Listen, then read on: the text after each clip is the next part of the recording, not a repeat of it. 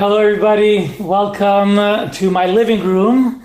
And decided to go live today because I have my buddy Sprout, Ista brother. Where are you coming in from? What's going on with you? Why are you here? Why you show up into my living room? I was on a journey from Victoria, BC, headed to Morocco. I'm on my way to Vienna to host a workshop, and I was booking a flight, and it said I was going through Montreal. So I was like, "Hey, Frank, what's going on?" That's what got me to Frank Mondeose living here. So Sprout is an Ista brother as well as a workshop facilitator. Give me some of the types of workshops you're giving around the world right now. You've named about 3 or 4 of them earlier.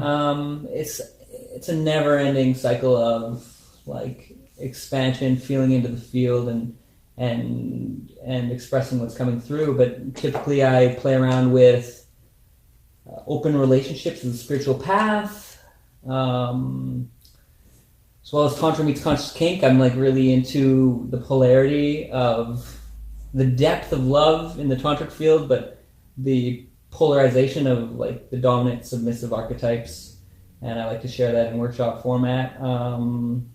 Also been doing a conscious speed dating, which cracks me up, and I just love so much. So to step like 30 people into a space and have them fall in love with numerous people at one time, like I love facilitating that. And sometimes I do other workshops on making love to the unknown, art of surrender. I do shamanic shibari rope rituals, playing around with shibari as a medium to transmit a different level of surrender and love. Yeah.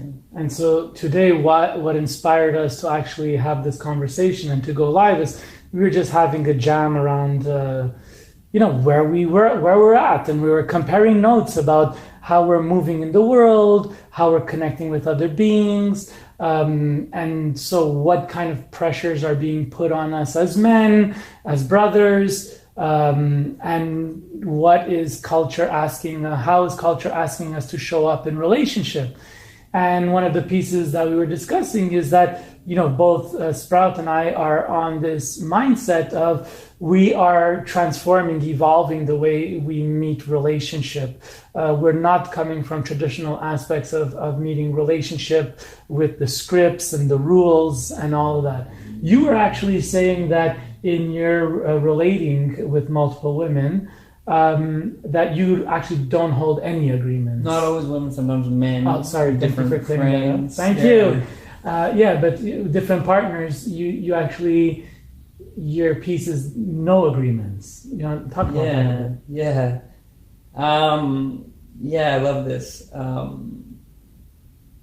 I went through on my journey into relationship to figure out what the fuck it meant. I went through different frameworks, first being polyamory and then moving into relationship anarchy. And then when I started dropping the framework, I started dropping every piece that the like predominant society would say is needed for a relationship. I just questioned, like, really energetically when I tapped into my energetic body, is this framework of agreements and safety, what is actually there? I get that it feels like safety, but I've really learned to cultivate safety within me. So when it comes to agreements, every time my partner wants to impose an agreement on me, I feel into it, and I'm like, fuck, something feels off. Something feels like I'm about to fuck something up. As soon as I say I agree to this, then something's going to come out of my field, and I'm going to do something different for whatever reason. And I also don't want to put my partner into that frame. Like, now we made this agreement, so I'm trusting you to hold your word. And when you don't hold your word, then my victim can blame you for that. What if I step outside of that box? Like, what the fuck? What happens then? That's testing on my ego. Like, that's scary. I feel it. But when there comes a space where I find my partner not in alignment to what I expected of them, even though I didn't have an agreement, when I find that space, when they did something that was outside of my expectation, all I can do is breathe in and look at myself and look inwards to see what I was putting on her, most typically. So what would you say to people that would say, well, how can you be in relating or relationship if there are no agreements? Like, what creates the container? For me personally, my own integrity, my own commitment to myself, my commitment to love, and my integrity of that. That my commitment to love doesn't change based upon who's in front of me. My commitment for love is right there. My integrity of like what I'm doing and how I'm moving through the world is right there. It's not separate from me. I don't need an agreement to stay in my integrity. Albeit I do make mistakes and I learn and I grow, but like my path is my path.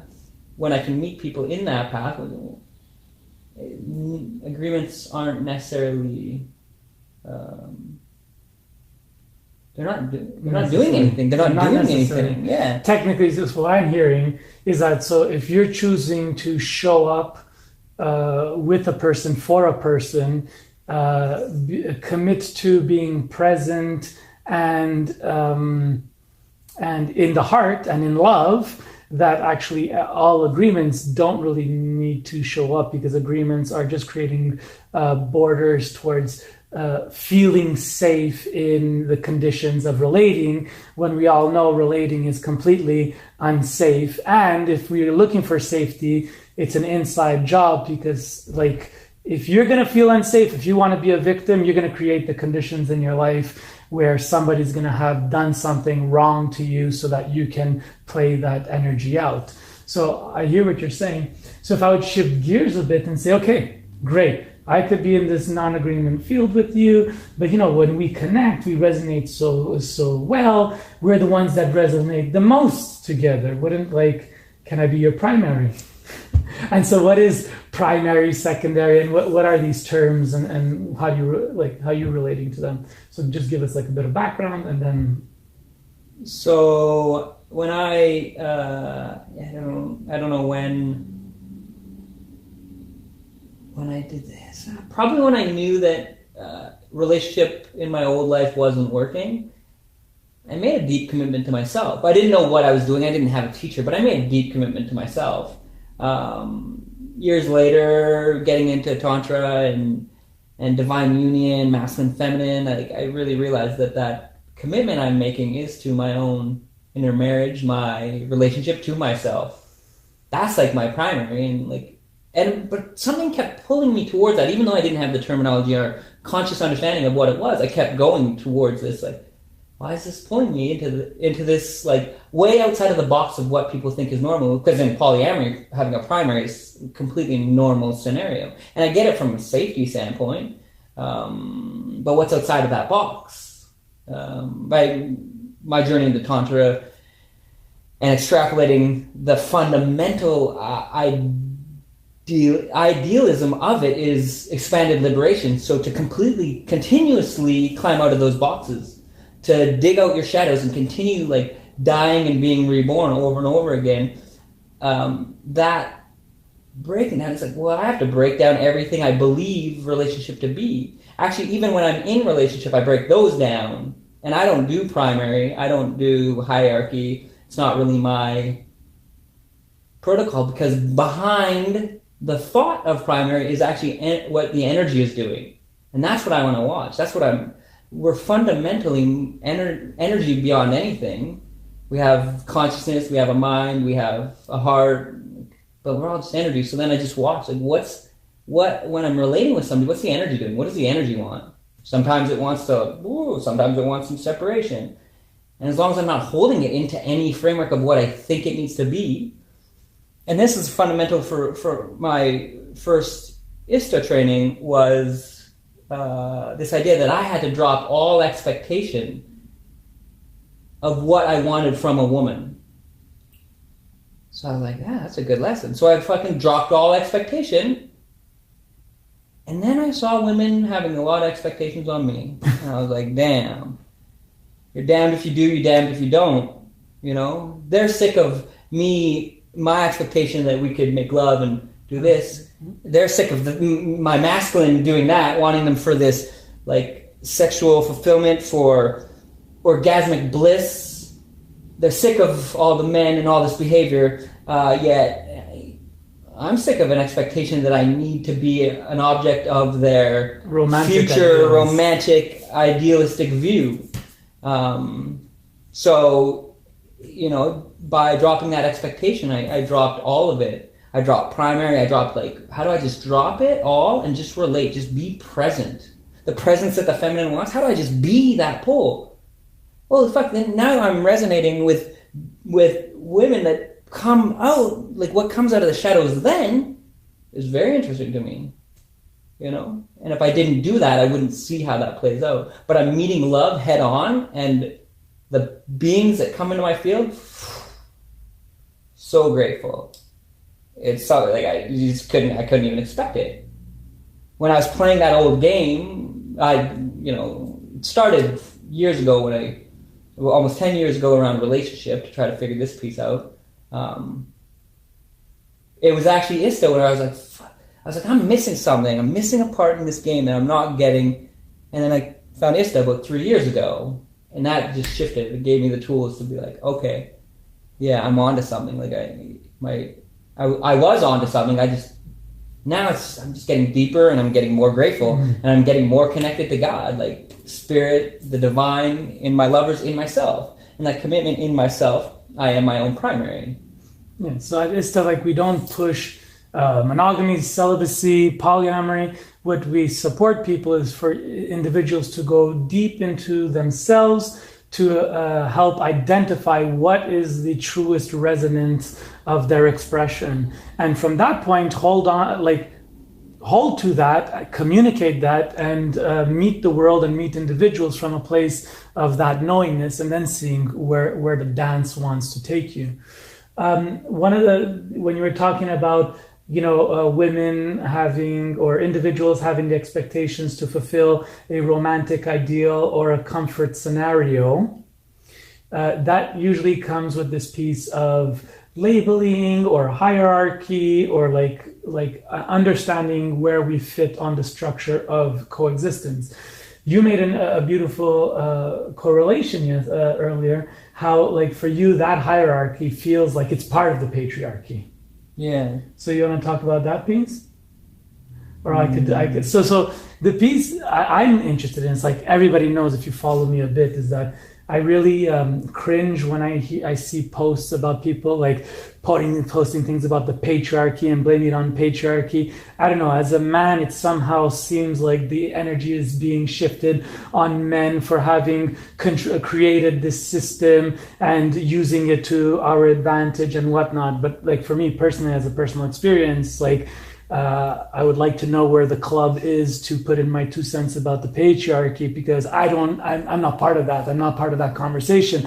I'm actually so much part of the system, like an individual in the system that really doesn't have a say, yay or nay in it, except for how I move.